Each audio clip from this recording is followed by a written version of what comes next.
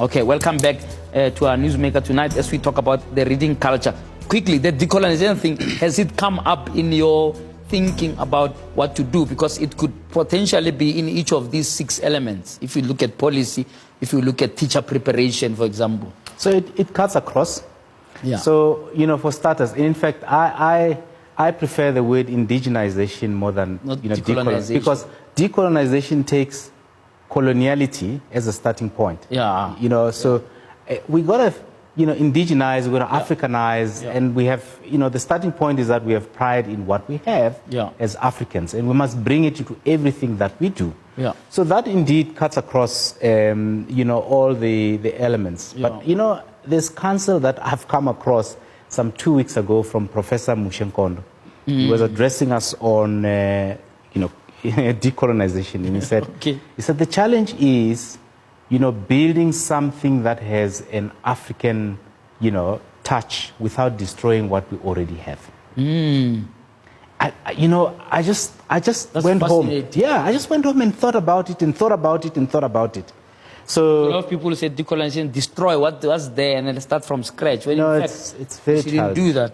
Yeah, because some of these things that were built through colonization were built by our sweat and blood. Absolutely. Absolutely. So we've got to build on what we have. But I think the more important thing is that we have to be a little bit, more confident in pushing the indigenization. More research is required. More dialogue is required. And in fact, I think that whole idea of trusting our instincts and bring as much as we have from our indigenous, cultural assets into everything that we do. So, that's the way. But we've got to build on what we have. Yeah. What about teacher preparation? There was a lot of discussion over the last 25 years about the destruction of teacher colleges, that they just sort of just threw them away. But generally, the devaluation, for lack of a better word, of the teaching profession. Yeah. How will this campaign deal with that? Because once we don't get teachers to, in a sense, be motivated, we can forget about them motivating kids to read. Yeah. So we also help government to, in eradicating the pit toilet. So I went to launch some ablution, facility in Limpopo, and the master of ceremonies was the circuit manager. So in between, I was sitting next to him and he said, "Sir, that book that you recommended." So I said, "Which book?" He said, "The book that you recommended to the circuit and principals book club. Yeah. It's called Grit. Yeah. It's a very good book. I bought it, and I bought a couple of copies. I even took it to my church." Yeah. So, I could immediately sense, confidence, out of that. And in fact, when we set up these book clubs, I've spoken to a couple of principals and their circuit managers. When you talk to them about the value of reading, how you get fulfilled, how the world gets to open up. And at that point, I was reading a book by Chimamanda. And I said, "I'm reading this book, every evening. I can't wait to go home." And the minute I open the book, I'm already in Nigeria. It takes me to Nigeria immediately. I saw their eyes go wide open. And I was like, this is one way we can professionalize, incentivize, encourage, our teachers. If they read, and I tell them, there's nothing that's not written. Everything about life, whether it's marriage or doing well at work or what, it has been written about. Yes. You can go and read and improve your life in that manner. So I think in the past, we've had narrow views about how we professionalize the teaching force. We have to think a little bit more innovatively. And reading and asking them to read, actually, it has respect, it brings human dignity and so on. If we add that on to technical things that we do, training, assessing teachers and that sort of thing, it will build confidence. And even more, it will help us to have a bigger proportion of teachers who know a little more about the world. And that would enable them to teach our kids, prepare our kids a little better for the complicating world with this 4IR. I was about to get to that, to say the classroom of the future right? Yes. By its very nature, will be different from the classroom of the past. That's why I was even thinking, maybe people have decided, no, we don't need libraries anymore, where physically there are books there. Yeah. Because you could actually have the entire library in somebody's palm, the palm of their hand. Yeah. How is that, the dawn of 4IR, etc., aiding the reading culture? Because a lot of people think, hey, this is destroying the reading culture because kids now, natural instinct to arrive home, they want to sit in front of a TV. Yeah, there's some bit of that. But again, I take counsel from a Harvard professor we work with. He says, and he was talking about 4IR. He says, if you want to move from one branch on a tree to another, you don't jump, you risk falling. You must move one arm, right? And once you've held to the new one firm, then you can move the next one. So I think this reading thing, we mustn't jump away from the book. Yeah. We may fall very hard. We must move one arm, and then we'll bring the other one. So I still believe in the book. And in fact, next to my bed, there's a Kindle, there's a book, and there's my phone that has an app that summarizes books and so on. So I kind of move around, all those things. But 4IR and the availability of technology, it's actually helping out. We're piloting in a couple of schools, actually. There's an organization, an NGO, that has developed a whole lot of African stories, and they use kids and teachers to develop these stories. So they've made those available, and what we do, we put them into a memory stick. We gave a couple of schools, in fact, a number of schools, laptop and a projector.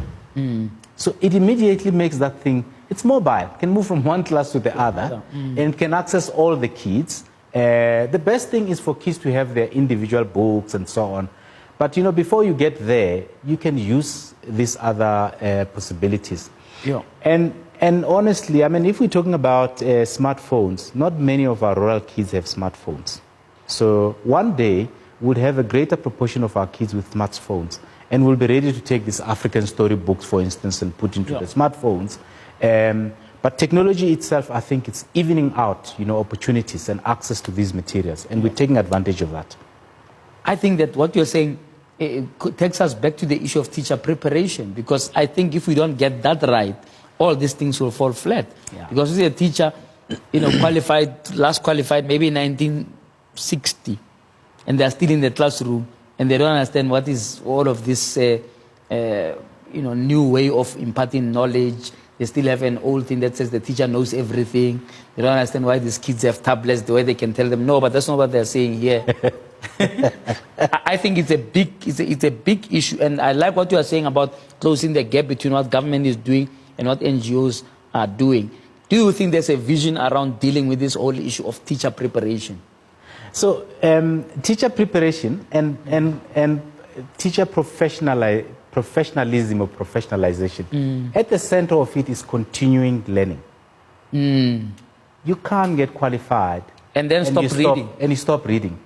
Actually, I put that to anyone. And I said, if you've not been reading enough, you've left behind. A lot of us are left behind, especially after academia. You just feel, oh my God, I've been studying. I don't want to see a book. Yeah. And before you know it, you'll be back reading, and you realize, oh my God, things have so much evolved. When I started a PhD 5 years ago, and now, actually on the last day of a PhD, you want to throw away your first chapter. You say, oh my shouldn't God, do that. What did I say? What did I write here? So in my bag as I'm talking, there's the Harvard Review on Leadership. So I get into a plane, I can read a little chapter. When I'm waiting there, read a little chapter. So, in that way, you're keeping at the edge of things. And it keeps your brain sharp. We don't have that culture, eh? We must build it. We don't have that culture. It's never too late. We must build it. In fact, if we did that, the conversation at the SAA board meeting, it will change. Oh my God. Conversations in political parties will change. Conversations in teacher union meetings will change. If we read, I mean, there is a lot of gossip and baseless, conversations that we have in every little forum. If people read, to enrich those conversations. This circuit manager was talking about in the circuit book clubs was saying to me, ever since we got all the principals reading this book called Grit. And the message throughout the book is that it does not only take talent to succeed. Yeah. It takes grit. You must work hard. You must be at it continuously. As you know, as difficult as it is. He says every time he has his second meeting to the principal, the conversation has changed. They can quote from a book. You know, they can quote from research. Before then, it was like, no, complaining about this and that and so on. Yeah. I think there's huge opportunity to drive innovation if more people read. If we can have more South Africans read, I can tell you, in 10, 15, 20 years' time, we'll be doing much better. We'll be a different country. Yes. We wish you well, man, with the good work that you're doing. Fascinating stuff. Let us know how we can get involved to help. You must come along. And in fact, the first thing is that go back to your primary school. You and 9 of your friends put together 30,000 rands. You can buy 3,000 books for Foundation Phase Kids. You put it there, you know, and 9 friends can buy 30,000 rands. 9, in fact, maybe 2 of your friends can put together 30,000 rands. I'm not sure where you think my friends are wealthy, but anyway, I want to buy a book for a couple of CEOs called "Who Moved My Cheese," because I suspect some of them haven't really read it.